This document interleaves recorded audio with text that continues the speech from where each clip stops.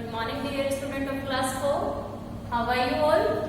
I hope you all are fine. I am your English teacher. Students, we have discussed our first chapter, है ना? In our previous lectures. अपने पिछले कुछ lectures में हमने अपना first chapter जो है वो discuss कर लिया था. I hope आपने assignment भी किया होगा जो मैंने आपको provide कराया था based on our first chapter, है ना? अपने first chapter पर based जो assignment मैंने आपको करवाया था, I hope आपने कर लिया होगा. ओके, समझ आया आपको? ओके, आई होप आ गया होगा. नहीं आता है तो भी एक बार वीडियो को देखना, जितने भी लेक्चर्स हमने अभी लिए हैं. साथ में बेटा एक चीज आपको करनी है, मैं आपको कंटेंट जो है वो एक्सप्लेन कर देती हूँ, बट आपको आपकी जो कोर्स बुक्स हैं, है ना, बुक्स है ना आपकी ईवीएस की, उसके अंदर रीडिंग करनी है. चैप्टर को अपने आप से एक बार रीड करके देखना है. क्या होगा उससे होगा ये कि हमें हर वर्ड का मीनिंग पता चलेगा, हमारी जो वैकेब होती है ना, वो इम्प्रूव होगी, है ना, और एक्चुअल में उस चैप्टर में क्या है वो हमें और अच्छे से समझ आएगा. ठीक है, सो आई होप आप करते होंगे बुक की रीडिंग. आज हम अपना सेकंड चैप्टर स्टार्ट करते हैं. That's name is healthy teeth. Okay, जानते हैं टीथ है अपने, हैं क्या काम आते हैं, कौन कौन से फंक्शंस होते हैं टीथ के, है ना, और हम उनको, अब टीथ जो है हमारे इंटरनल ऑर्गन है या एक्सटर्नल, पढ़ के है ना पिछली क्लासेस में. इंटरनल एंड एक्सटर्नल ऑर्गन्स कौन से होते हैं? एक्सटर्नल ऑर्गन वो होते हैं जो हमें बाहर से दिखाई देते हैं, और इंटरनल ऑर्गन्स हमें बाहर से दिखाई नहीं देते, वो बॉडी के इनसाइड सिचुएटेड होते हैं. ठीक है, तो हमारे टीथ जो होते हैं वो हमें दिखाई देते हैं, दिखते हैं ना भाई. जब हम खुश होते हैं, हम हैप्पी होते हैं, हम स्माइल करते हैं ना स्माइल, है ना, तो हमें हमारे जो टीथ होते हैं वो बाहर विजिबल होते हैं. तो teeth are external organ. Teeth कौन से ऑर्गन है? External organ. आज का जो अपना चैप्टर है इसमें हम टीथ के बारे में पढ़ेंगे, है ना, कि कैसे हमारे टीथ्स हैं, कैसे उनके स्ट्रक्चर है ना, क्या क्या उनके काम है, किस तरह से उनके टाइप्स हैं, अच्छा कितने होते हैं, है ना. अब आप फोर्थ क्लास में हो तो आपने देखा होगा किसी बच्चे के या आपके भी गिरे हुए जो पहले जो आपके टीथ थे वो क्या हो जाते हैं, गिर जाते हैं ना, डिसअपियर होते हैं, फिर से दोबारा से आ गए उसकी जगह दूसरा टीथ, है ना. तो ये क्या है, क्यों होता है, ये सारी चीजें हम सेकंड जो चैप्टर है अपना इसमें आज पढ़ेंगे. तो देखो टीथ है, एक्सटर्नल ऑर्गन है. ह्यूमन बीइंग का जो लाइफ होता है, लाइफ स्केल होता है, जो लाइफ टाइम होता है, यानी कि एक जो लाइफ स्पैन उसका होता है, बर्थ से डेथ तक का जो टाइम पीरियड होता है ना, ह्यूमन बीइंग्स का जो बर्थ से डेथ तक का टाइम पीरियड होता है, लाइफ स्पैन बोलते हैं उसको. उसके अंदर देखो दो तरह के सेट्स होते हैं. टीथ के कितने सेट्स होते हैं? 2. कौन कौन से होते हैं? सो सेट्स ऑफ टीथ,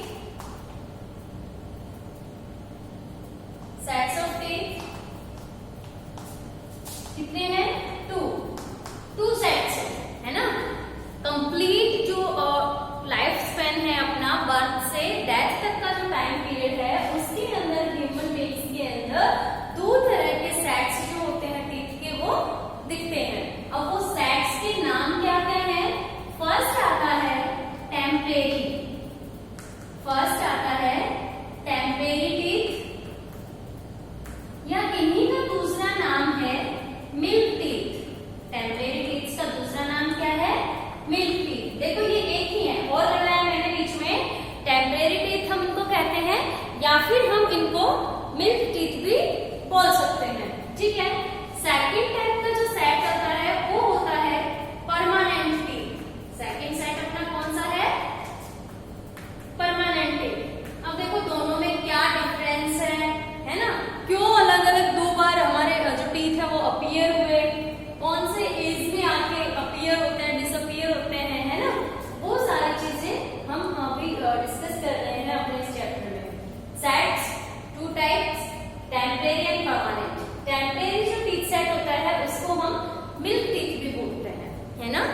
के दांत जिसको हम बोलते हैं, ठीक है।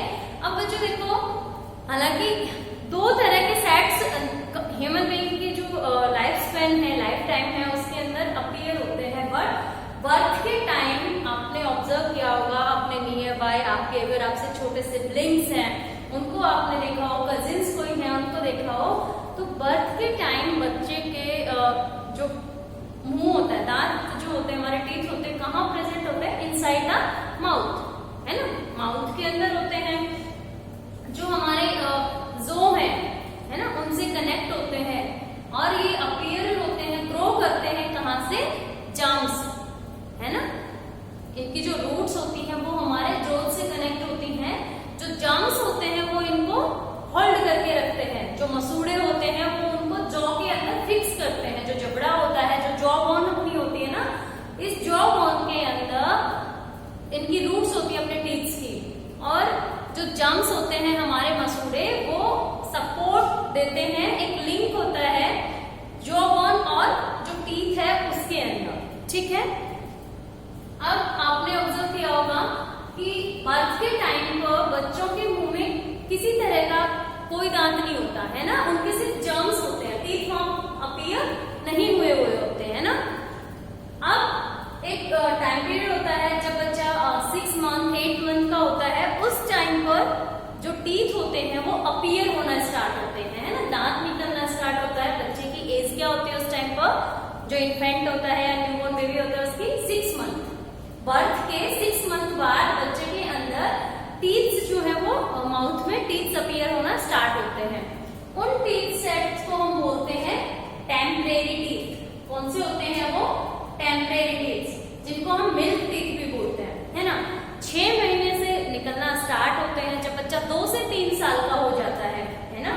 एक एक दो निकलते हैं, पहले ऊपर के 2 निकलेंगे, वो डिपेंड करता है इंडिविजुअली, अलग अलग बच्चे पर, किसी में आपने ऑब्जर्व। लेकिन हाँ, इतना जरूर है, सबसे पहले जो अपने फ्रंट के टीथ होते हैं, चाहे वो अपर फ्रंट हो चाहे वो लोअर फ्रंट के टीथ हो, वो ही अपीयर होते हैं बच्चों में, है ना। उनको हम बोल रहे हैं मिल्क टीथ। जब बच्चा 2 निकले, फिर ऊपर के फ्रंट टीथ निकले हैं तो नीचे के जो फ्रंट टीथ है वो निकलेंगे, फिर साइड वाले टीथ निकलेंगे। ऐसे करके जब बच्चा 2 से 3 साल की एज का होता है, उस टाइम तक जो अपने टेम्परेरी टीथ्स हैं या मिल्क टीथ्स हैं, इनका जो टोटल नंबर होता है वो कितना होता है? 20, है ना। यानी कि जब बच्चा 3 साल का होता है या 3+ भी होता है, उस टाइम तक बच्चे के अंदर जो कंप्लीट सेट होता है टेम्परेरी टीथ्स का, उनका नंबर कितना हो जाता है? 20, है ना। अगर अब आपसे कोई ये पूछता है कि जो ह्यूमन बीइंग्स के अंदर टेम्परेरी टीथ सेट होता है, उसके अंदर नंबर ऑफ टीथ कितने होते हैं, तो अपने जो मिल्क टीथ है वो कितने हैं? 20, ठीक है। ये 20 टीथ्स होते हैं, कंप्लीट हो जाते हैं। अपीयर होना कब स्टार्ट होंगे? After the age of 6 month, है ना। बच्चे की जो एज होती है, जब 6 मंथ होता है, उससे अपीयर होना स्टार्ट होंगे, और जब वो 3 इयर्स का होगा तब तक ये 20 जो मिल्क टीथ होते हैं ये कंप्लीट अपीयर हो चुके होते हैं, ठीक है। नेक्स्ट अब क्या होगा, जब बच्चा 6 ईयर या 5 ईयर आता है, वो डिपेंड करता है अलग अलग बच्चे में। किसी के अंदर 5 ईयर पर ही डिसअपीयर होना स्टार्ट हो जाते हैं, गिरना स्टार्ट हो जाते हैं। किसी में 6 ईयर पर, किसी में 6+ हो जाता है बच्चा 7 ईयर के अराउंड। तो क्या होगा, जो ये अपने मिल्क टीथ होते हैं ना, ये ऑटोमेटिकली अपने आप टूटना, जिसको हम कहते हैं ना, गिरना स्टार्ट हो जाते हैं। क्यों होता है? क्योंकि जो परमानेंट टीथ है, दूसरा सेट जो हमारे टीथ का है परमानेंट टीथ, वो नीचे से जॉ बोन से ग्रो करना स्टार्ट कर देता है। जब परमानेंट टीथ नीचे से, जिस भी टीथ के नीचे, मिल्क टीथ की मैं बात कर रही हूँ, सपोज कीजिए पहले साइड वाले किसी टीथ के नीचे परमानेंट टीथ ने ग्रो करना स्टार्ट किया, तो जो मिल्क टीथ था उसके जस्ट ऊपर वाला वो टूट के नीचे गिर जाएगा, और कुछ टाइम बाद जो परमानेंट टीथ था वो वहां पर अपीयर हो जाएगा, ठीक है। ये जो प्रोसेस है, यानी कि परमानेंट टीथ जो है उनके अपीयर होने का और मिल्क टीथ के डिसअपीयर या लॉस होने का जो टाइम होता है, एज होती है, वो 6 इयर्स के अराउंड होता है, ठीक है। परमानेंट टीथ नीचे से ग्रो करेंगे एंड ऊपर से मिल्क टीथ जो है वो डिसअपीयर होगा। तो उसकी रूट्स पहले बनती हैं परमानेंट टीथ की, लेकिन वो हमें जर्म्स के अंदर नीचे होती है हमारी जो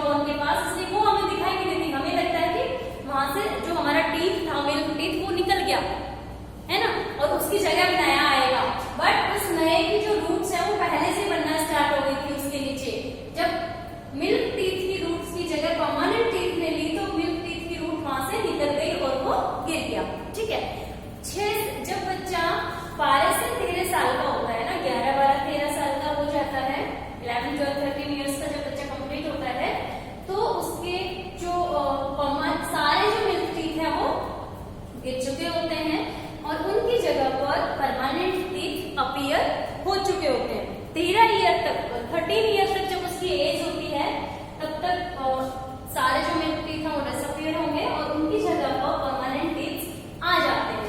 अब जो अपने परमानेंट टीथ सेट होते हैं उसके अंदर जो 13 ईयर की मैं बात कर रही हूँ, जब बच्चा 13-14 ईयर का होता है तो वहां पर जो नंबर ऑफ टीथ होता है वो होता है 28। कितना होता है? 28। देखो मिल्क टीथ अपने कितने थे? 20 थे।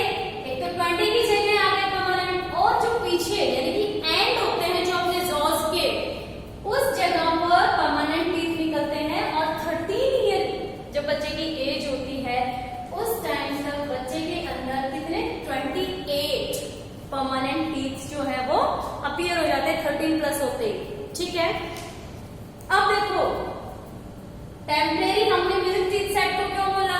टेम्परेरी इसलिए था क्योंकि थोड़े टाइम के लिए था, है ना। परमानेंट, अब टेम्परेरी टीथ अगर एक बार डिसअपीयर हो जाते हैं तो उनकी जगह पे परमानेंट टीथ आ जाते हैं। बट अगर परमानेंट टीथ अगर एक बार डिसअपीयर हो गए तो उनकी जगह पर कोई न्यू नेचुरल ढंग से कोई भी टीथ अपीयर नहीं होगा, है ना। इसलिए हमने इनको परमानेंट होते हैं। अगर एक बार ये डिसअपीयर हो गए तो फिर दोबारा से नहीं आएंगे। हमारे लाइफ स्पैन में सिर्फ 2 बार हमारे जो टीथ है वो अपीयर होते हैं।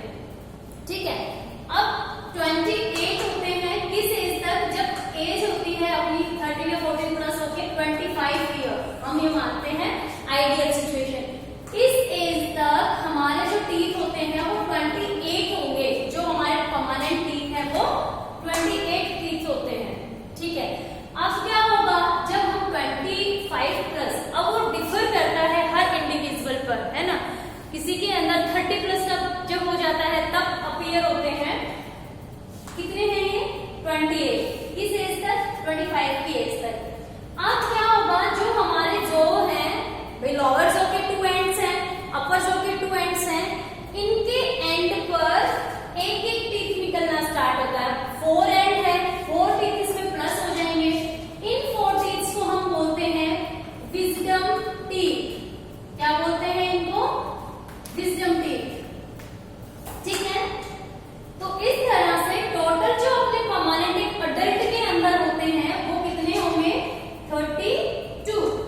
तो नंबर ऑफ टीथ की अगर हम परमानेंट टीथ सेट की बात करें तो कितना होता है? 32। ये आपको समझ आ जाना चाहिए कि स्टार्टिंग से ही हमारे परमानेंट टीथ 32 नहीं होते हैं, है ना।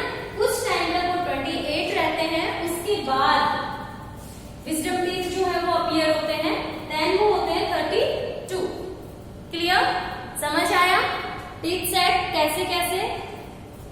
जो अभी 32 है, अगर हम उसको 2 से डिवाइड करते हैं तो कितना आता है? 16। तो 16 जो टीथ होते हैं वो हमारे अपर जो में होते हैं और 16 टीथ हमारे लोअर जो में होते हैं। ठीक है, क्लियर? ओके, अब हम अपना नेक्स्ट टॉपिक करते हैं कि स्ट्रक्चर ऑफ टीथ। आता है आपके माइंड में कभी भी जो हमारे दांत हैं, जो हमारे टीथ हैं, क्या क्या है उनमें? कौन कौन से पार्ट है? लेयरिंग है, अंदर से होलो है,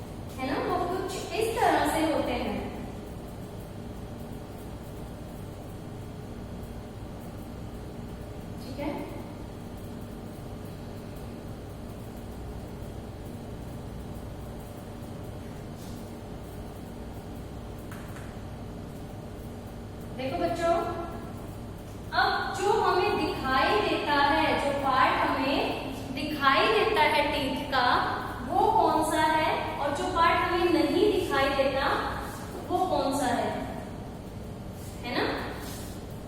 मैंने अभी आपको बताया कि अपने जो टीथ है उसका कुछ हिस्सा हमें दिखाई देता है, जबकि जो कुछ पार्ट है वो उसका हमें दिखाई नहीं देता। ओके, अब कौन कौन से हैं वो पार्ट्स? इस तरह से होते हैं हमारे टीथ। सो जो सबसे यहां तक इतना तो हमें दिखाई देता है, तो ये जो पार्ट है जो हमें नहीं दिखता इसको हम बोलते हैं रूट पार्ट, है ना? और जो हमें दिख रहा है वो उसका होता है क्राउन पार्ट। क्राउन हम जस्ट यूज करते हैं ना, अपर जो ताज जो ऊपर है सबसे, इसलिए हमने उसको क्राउन पार्ट बोला।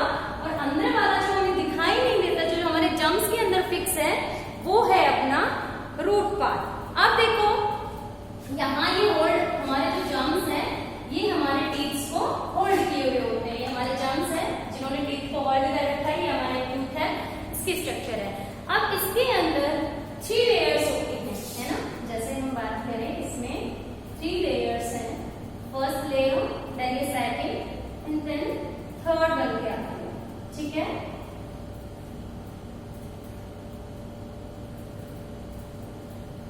इस तरह से ये स्ट्रक्चर होती है अपने टीथ की। तो देखो बच्चों, जो सबसे आउटर मोस्ट स्ट्रक्चर है, देखो हम 3 लेयर्स को सेपरेट शो करते हैं। ये मिडिल पार्ट है इसका, ये जो इसका इनर पार्ट है ना? इसका ये टीथ का इनर पार्ट है, जिसको हमने क्या बोला है? पल्प। क्या बोला है हमने इसको? पल्प। जो पल्प पार्ट होता है वो सॉफ्ट पार्ट होता है टीथ का, और उसके अंदर बहुत सारी ब्लड वेसल्स और नर्व्स जो है वो हमारी कनेक्ट होती हैं इनसे, जॉ बोन से, इसकी रूट से, ठीक है? अब जो आउटर मोस्ट लेयर है क्राउन पार्ट की, वो होती है इनेमल। कौन सा है वो? इनेमल, ठीक है? अब मिडिल पार्ट जो है, देखो पॉइंट कर रही हूं मैं, आपको ध्यान रखना है डायग्राम में, जो मिडिल पार्ट है वो है अपना डेंटाइन। कौन सा पार्ट है? डेंटाइन। और जो बीच का सॉफ्ट पार्ट मैंने बताया, जिसके अंदर बहुत सारे nerves and blood vessels present है, वो है अपना पल्प, ठीक है? ये तीनों पार्ट्स इस तरह से हमारे क्राउन पार्ट के होते हैं। अब देखो इनका क्या फंक्शन है, क्या इंपॉर्टेंस है इनकी, है ना? और जो ये साइड में होते हैं ये हमारे हैं जम्स। क्या है ये? अपने जम्स, जिनको हम मसूड़े बोलते हैं, ठीक है?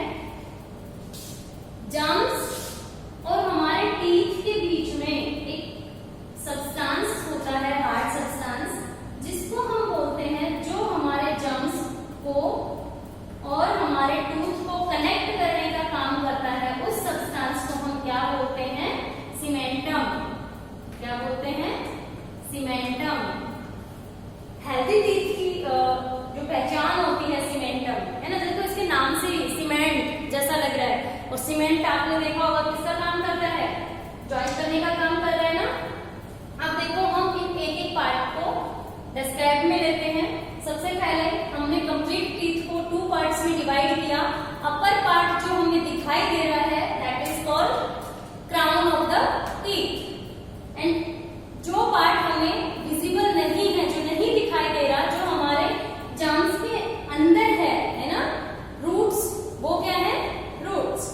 अब कंप्लीट टीथ जो था उसको हमने 3 पार्ट्स उसके बताए। फर्स्ट हमने सबसे आउटर मोस्ट पार्ट बताया इनेमल, मिडिल पार्ट हमने बताया डेंटाइन, एंड इनर पार्ट हमने बताया पल्प। सबसे पहले हम बात करते हैं इनेमल की। तो इनेमल बच्चों, जो हमारे टीथ की बाहरी, जो हमें टीथ का व्हाइट कलर और एक शाइन दिखती है ना टीथ पर, वो किसके कारण होता है?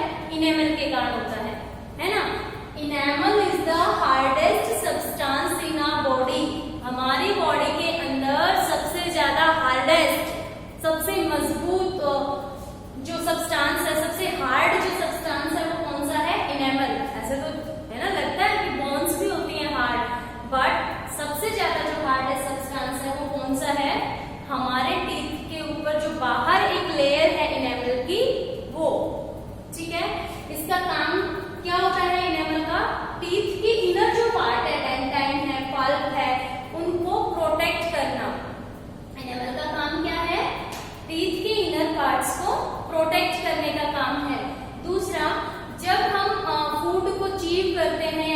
करते हैं उसके अंदर हेल्प करता है। ठीक है, सेकंड पार्ट आता है डेंटाइन। डेंटाइन जो होता है इनेमल से कवर्ड होता है, और डेंटाइन जो होता है वो लार्जेस्ट पार्ट होता है टीथ का। डेंटाइन लार्जेस्ट पार्ट होता है टीथ का, और येलोइश कलर होता है इसका। कलर की अगर हम बात करें, ठीक है, और मेन इसका फंक्शन होता है पल्प को प्रोटेक्ट करना और इनेमल को सपोर्ट करना। जो आउटर मोस्ट पार्ट था उसको सपोर्ट करेगा उसकी फंक्शनिंग में, और जो पल्प पार्ट है, जो हमारे टीथ का सॉफ्ट पार्ट है अंदर वाला, उसको प्रोटेक्ट करेगा। ठीक है, समझ आया यहाँ तक। थर्ड पार्ट आता है अपना पल्प। थर्ड पार्ट कौन सा है? पल्प। पल्प जो पार्ट है बच्चों, उसके अंदर बहुत सारी नर्व्स और ब्लड वेसल्स जो है वो प्रेजेंट होती हैं, जो क्या करती हैं, हम टीथ के अंदर किसी भी तरह के जो नर्व्स का काम तो क्या होगा, सिग्नल्स को ब्रेन तक पहुंचाने का, है ना, और ब्लड वेसल्स का काम क्या होता है कि जो नरिश करना, न्यूट्रिशन जो देना होता है, नरिशमेंट जो टीथ को चाहिए वो कौन देगा? ब्लड वेसल्स, है ना। समझ आया? ये तीन मेन पार्ट्स होते हैं। सीमेंटम एक हार्ड सब्सटेंस होता है जो हमारे जम से टूथ को जोड़ के रखता है, यानी कि हमारे मसूड़े से जो हमारे दांत जुड़ते हैं ना, वो किस सब्सटेंस की हेल्प से जुड़ते हैं? सीमेंटम। ठीक है, cementum is also a hard substance but not hardest. Hard substance तो है बट जो अपना इनेमल है उससे कम हार्ड है ना। अगर हम सबसे ज्यादा हार्ड की बात करें, हार्डेस्ट की बात करें, तो कौन है? इनेमल। ठीक है, वैसे सीमेंटम भी हार्ड सब्सटेंस है लेकिन उतना नहीं जितना इनेमल। इनेमल अपनी बॉडी का सबसे ज्यादा हार्ड पार्ट है। ठीक है, समझ आया? आई होप यहाँ तक जो हमने पढ़ा टीथ के बारे में, कितने सेट्स होते हैं, कैसे उसकी स्ट्रक्चर होती है, वो आपको क्लियर हुआ होगा। इससे नेक्स्ट कितने टाइप के